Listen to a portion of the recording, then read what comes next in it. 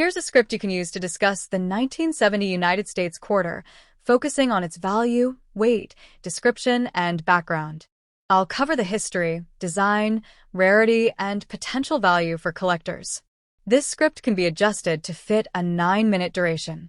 Today, we're exploring the fascinating world of old U.S. coins, specifically the 1970 Washington quarter.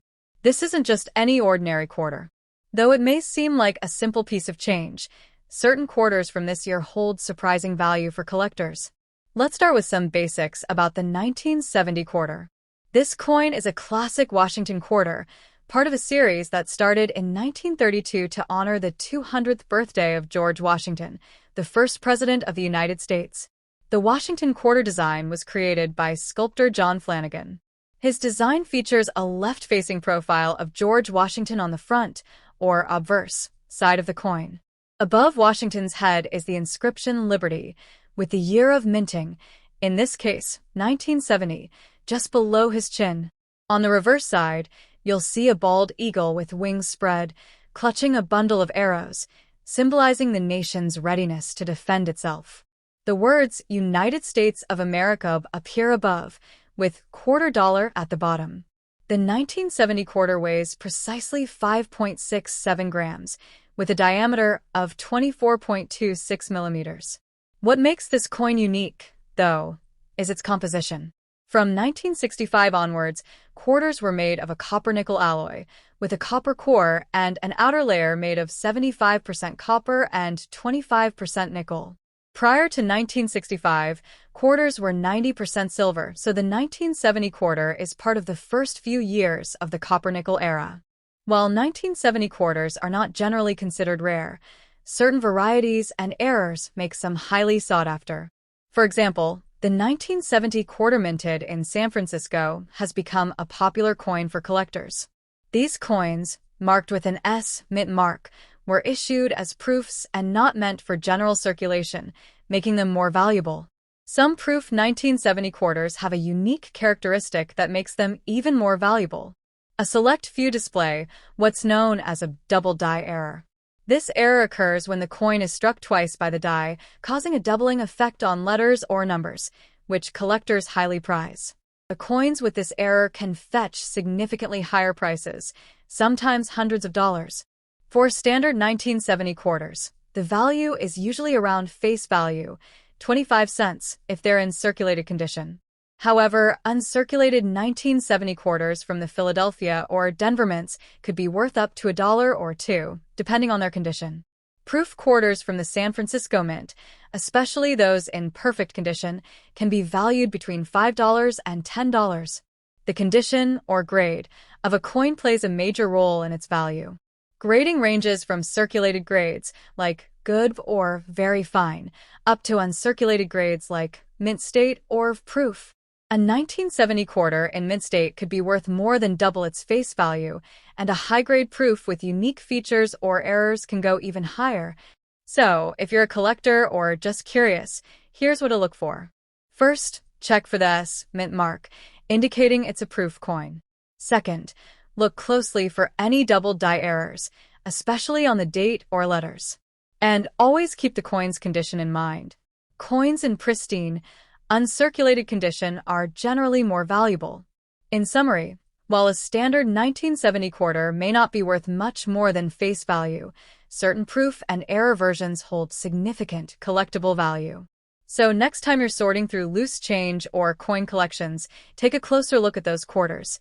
You might just find a hidden treasure.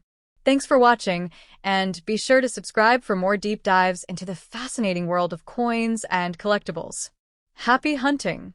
This script should give you a comprehensive overview, highlighting historical, collectible, and valuation aspects of the 1970 quarter. Adjust for pacing and any additional content you might want to include for a 9-minute runtime. Welcome to Coin Chronicles, where today we're diving deep into the details of a classic coin, the 1981 United States quarter. This piece of American currency holds historical significance and offers insights into both its composition and collector value. Let's take a closer. On the obverse side of the quarter, we find the familiar profile of George Washington, the first president of the United States. Designed by sculptor John Flanagan, Washington's portrait has been featured on U.S. quarters since 1932, celebrating his 200th birthday. The inscription above reads, "Liberty," and below, "In God We Trust." The mint year, in this case, 1981, is placed at the bottom.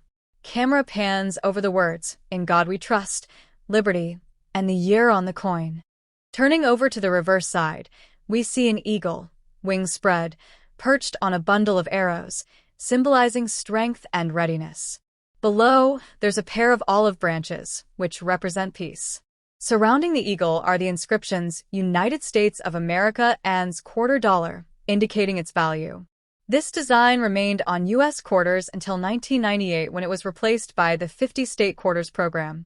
The 1981 quarter has a diameter of 24.3 millimeters and weighs about 5.67 grams. It's composed of copper and nickel, with a core of pure copper and an outer layer of a copper-nickel blend. This composition was adopted in 1965 as a cost-saving measure, replacing the 90% silver quarters previously in circulation. While the 1981 quarter was minted for circulation and is common, its value as a collectible varies based on condition, mint mark, and grading. In circulated condition, this quarter is worth its face value of 25 cents. However, in mint condition, especially with a high grade, its value can reach a few dollars. Quarters with the S mint mark, indicating they were struck at the San Francisco Mint, are often worth slightly more due to limited production in proof sets. Collectors use a grading system to determine a coin's value, ranging from goods to mint state or proof. Coins with less wear, sharp details, and no major scratches tend to fetch higher prices in the market. A mint state, MS, 65 grade 1981 quarter, for example, can be valued between $3 to $10 depending on the mint mark. Pay close attention to the details, like the sharpness of Washington's hair and the eagle's feathers on the reverse side. These can impact the grading and consequential.